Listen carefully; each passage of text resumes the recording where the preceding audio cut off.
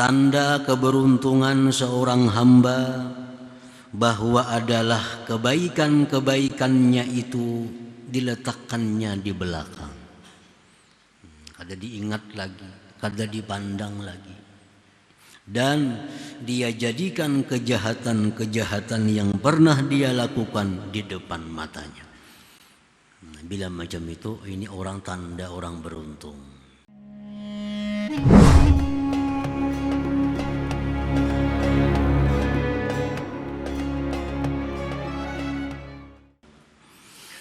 Para muhibbin rahimakumullah, al-hikmatu tsaminatu wa tis'un ba'dal mi'ah minal hikamil ataiyah.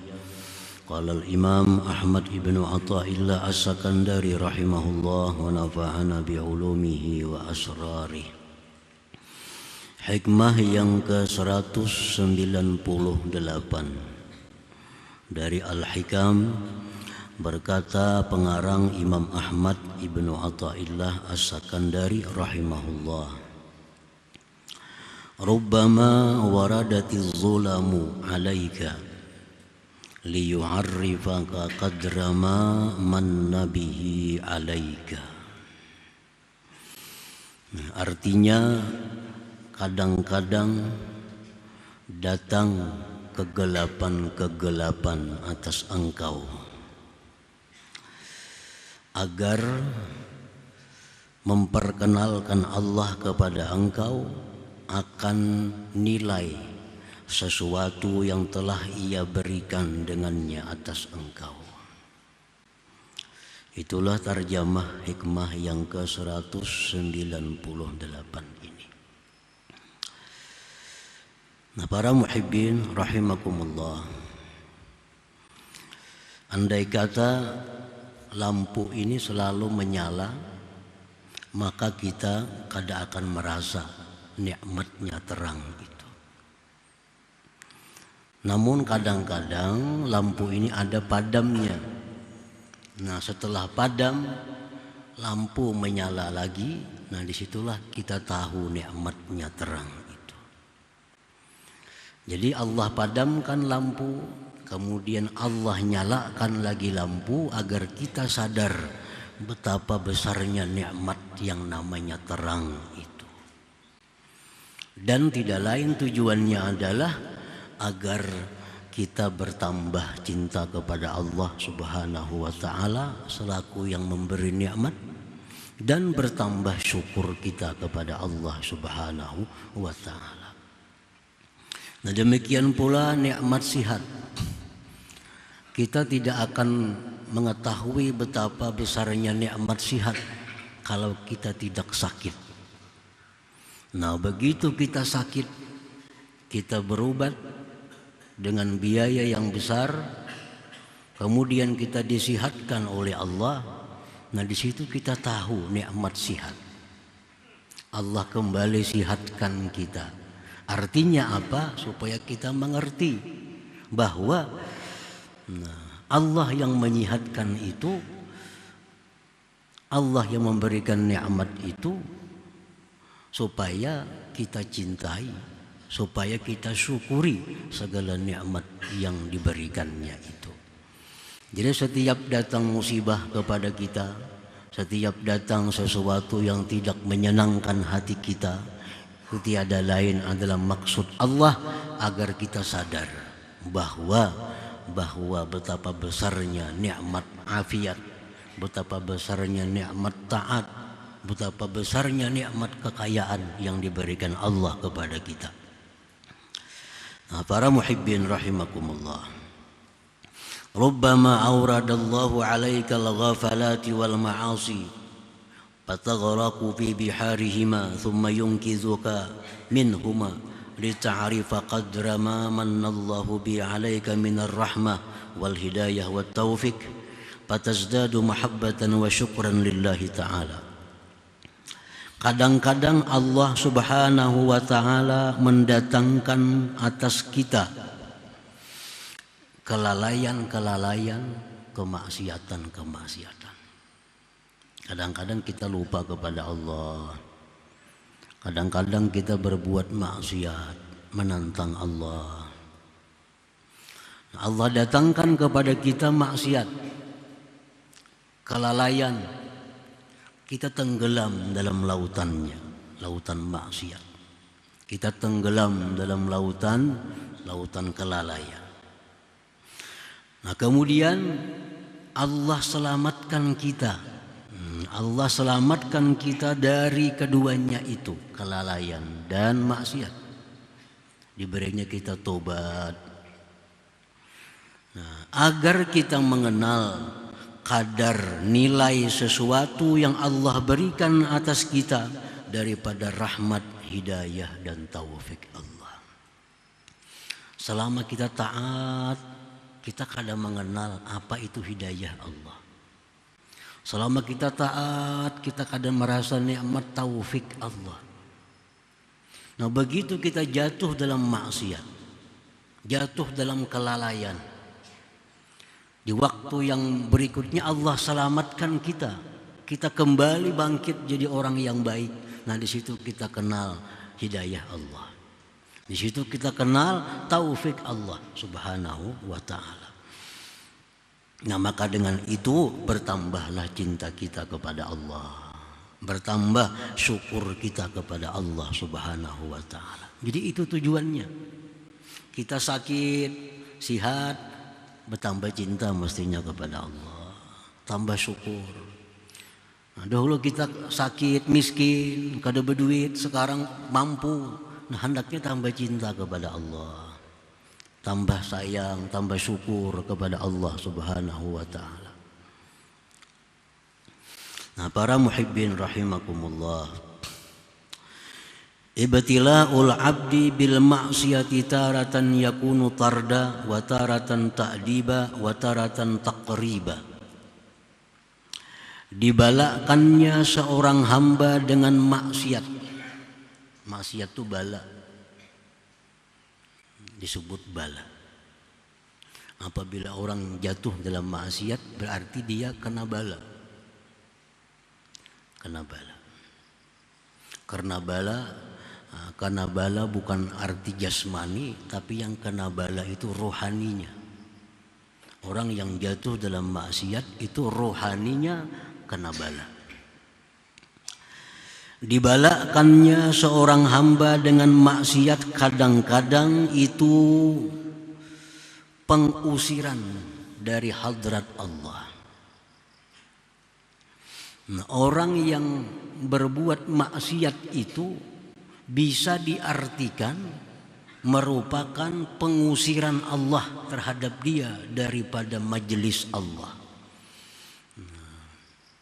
Orang yang berbuat maksiat itu bisa merupakan pengusiran daripada istananya Allah. Jadi bila kita tuh berbuat maksiat, sebenarnya kita diusir dari istananya Allah. Kita diusir dari majelisnya Allah. Kita dikeluarkan. Macam Nabi Adam alaihissalam, begitu beliau makan buah khuldi, beliau diusir dari surga, turun ke bumi, tempat yang paling hina ini. Nah, demikian kita. Bila kita berbuat satu kemaksiatan, sebenarnya kita diusir dari istananya Allah. Diusir. Cuma kita kada terasa karena kita sudah berada di dunia. Andai kata kita berada di surganya Allah, kita berbuat maksiat, langsung diusir oleh Allah. Tapi karena kita sudah berada di sini, di dunia, berbuat maksiat, kada terasa bahwa kita semakin jauh dari Allah Subhanahu wa ta'ala. Jadi maksiat itu kadang-kadang pengusiran. Wataratan ta'diba, maksiat itu kadang-kadang pendidikan. Wataratan taqriba, kadang-kadang maksiat itu bisa mendekatkan diri kepada Allah. Jadi maksiat itu membuahkan 3. Bisa jadi pengusiran, pemutusan hubungan dengan Allah. Bisa pendidikan, bisa pendekatan kepada Allah. Fa idza asmarat ta'alluqan biha kana tarda. Apabila maksiat itu membuahkan ketergantungan dengannya, itu namanya pengusiran. Ini mau membedakan mana maksiat yang jadi sebab terusirnya kita. Setiap maksiat yang kita lakukan lalu kita ulang lagi, berarti ini maksiat adalah bentuknya pengusiran kita dari Allah Subhanahu wa taala. Kita disisihkan dari Allah. Bila itu maksiat membuahkan ketergantungan kepada kita dengannya, itulah namanya pengusiran. Pengusiran. Wa idza asmarat inkisara wa zulla kanat ta'diba. Bila maksiat itu membuahkan sakit hati, membuahkan kehinaan, maka maksiat itu adalah pendidikan bagi kita. Kita maksiat, sudah maksiat itu kita sakit hati. Sakit hati habis maksiat, akunya diusir Allah nih. Akunya diusir Allah. Hinanya diriku ini berbuat maksiat kepada Allah. Hinanya diriku di mata Allah. Hinanya diriku di mata para malaikat. Hinanya diriku di mata para aulia Allah. Nah, bila maksiat itu membuahkan seperti itu maksiat yang jadi pendidikan kepada kita, bukan pengusiran.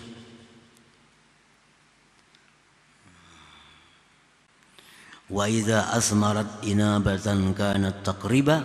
Apabila maksiat itu membuahkan tobat kepada Allah, maka itulah maksiat yang mendekatkan kita kepada Allah Subhanahu wa taala. Jadi orang dengan maksiat bisa jadi dekat dengan Allah. Kayak apa caranya? Tobat. Begitu maksiat langsung tobat kepada Allah, maka maksiat tadilah yang menyebabkan dia semakin dekat kepada Allah Subhanahu wa taala. Nah, para muhibbin rahimakumullah. Jadi di antara tiga itu pasti ada di antara kita ini. Ada orang yang berbuat maksiat, ketujuh, rami, isuk ia pulang. Isuk ia pulang. Oh, ini jelas sudah, ini orang sudah terusir dari hadrat Allah. Dia jauh dari Allah. Jauh dari Allah. Allah kadang menghiraukan lagi. Berdoa kata dikabulkan Allah. Khusyuk sembahyang dicabut oleh Allah. Lezatnya ibadah hilang pada dirinya. Tanda orang yang diusir oleh Allah.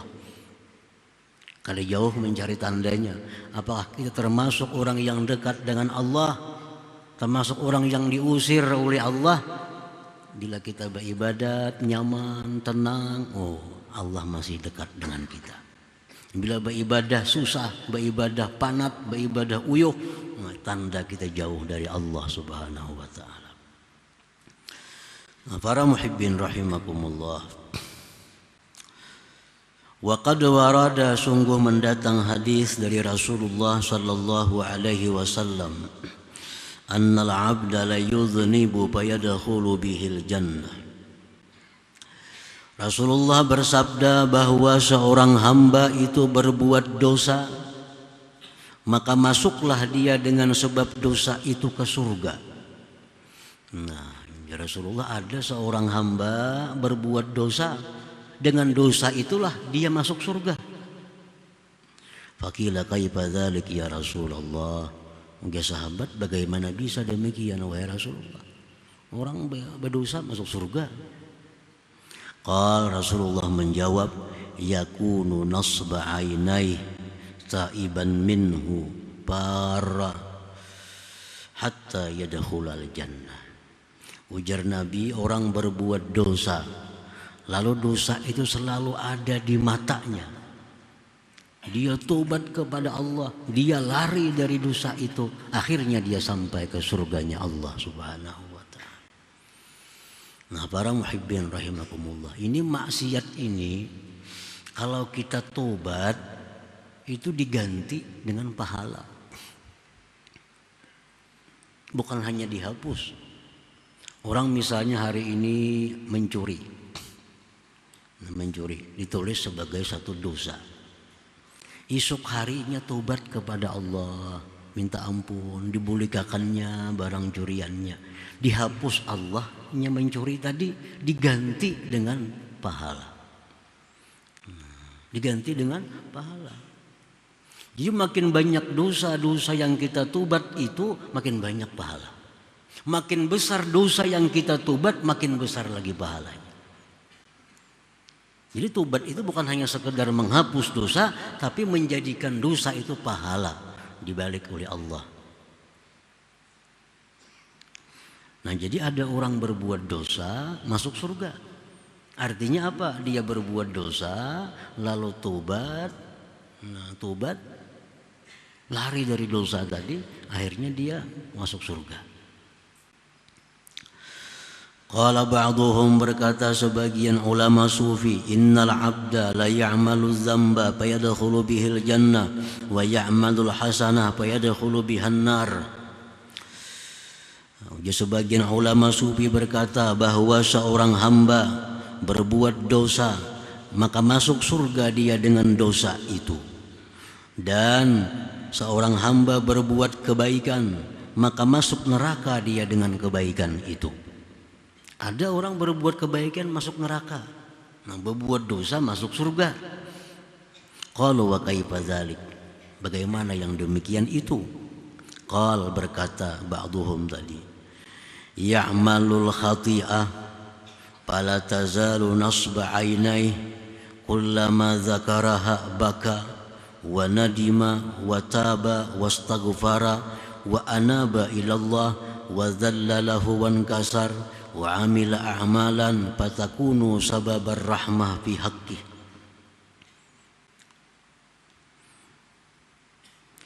Seorang hamba berbuat dosa, lalu dosa itu selalu ada di matanya. Arti selalu ada di matanya, selalu ada dalam ingatannya. Bila mana dia ingat dosa itu, dia menangis, menyesal, tobat, minta ampun, kembali kepada Allah, merasakan kehinaan dirinya di sisi Allah, lalu dia beramal dengan amal yang salih. Dengan sebab itu dia dapat rahmat Allah Subhanahu wa ta'ala. Ini dosa yang membawa surga. Dulu pada pencuri, perampok, penzina, pemabuk, dulunya bila ingat tuhnya menangis kelakuan bahari. Ingat menangis, menyesal, minta ampun kepada Allah. Nah, demi itu aja mati, akhirnya masuk surga.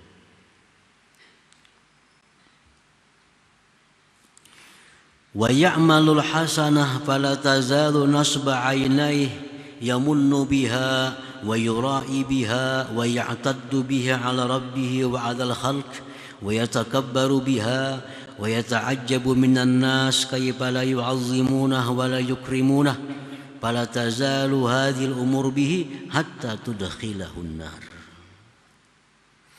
Ada seorang hamba yang berbuat kebaikan, berbuat kebaikan, senantiasa kebaikan itu selalu diingatnya. Ingat saja kebaikan.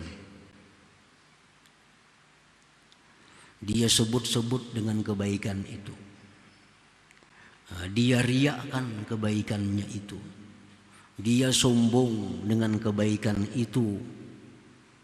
Dia heran kalau manusia tidak memuliakannya. Nah, terus ini perkara jalan dalam dirinya hatta tudakhilahun nar, sehingga masuklah dia ke dalam neraka. Ini orang selalu mengingat-ingat kebaikan. Ingat kebaikan yang diperbuat, ingat kebaikan yang diperbuat. Sombong dengan makhluk Allah yang lain-lainnya, merasa dirinya hebat. Dia merasa heran kalau orang kadang memuliakannya.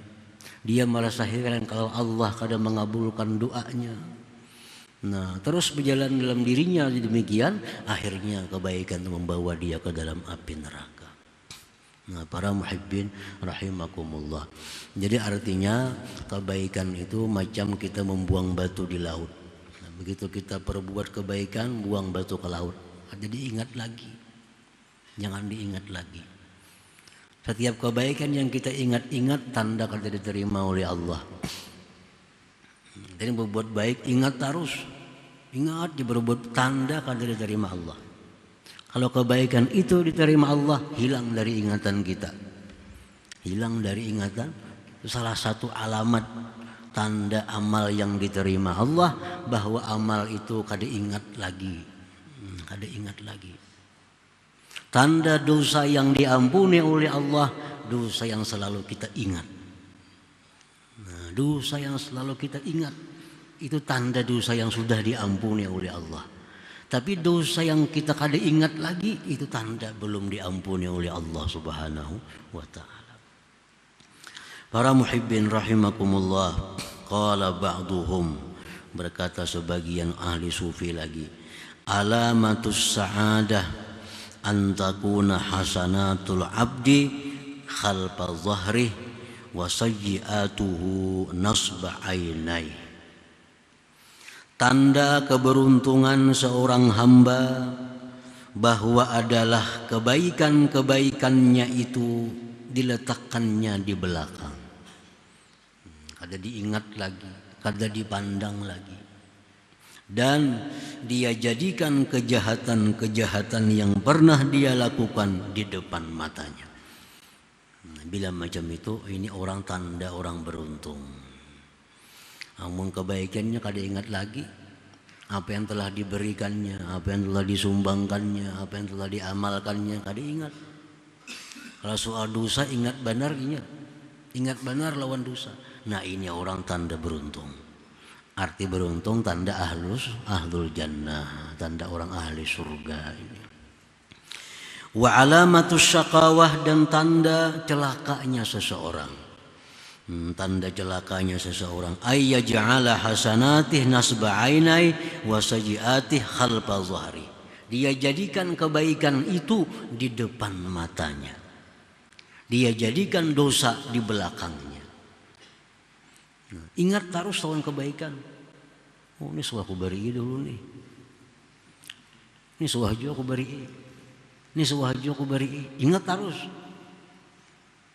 Urusan main cuntan kada ingat lagi. Padahal cuntan sini suah juga, cuntan sana biasa juga, kada ingat lagi. Bila babari ingat.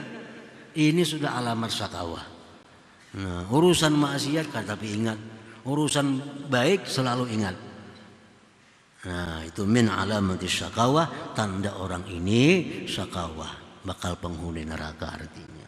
Nah, para muhibbin rahimakumullah, mudah-mudahan Allah Subhanahu wa taala memberikan taufik hidayah, petunjuk ke jalan yang lurus kepada kita semua, amin ya rabbal alamin. Kemudian hikmah yang ke-199 insyaallah.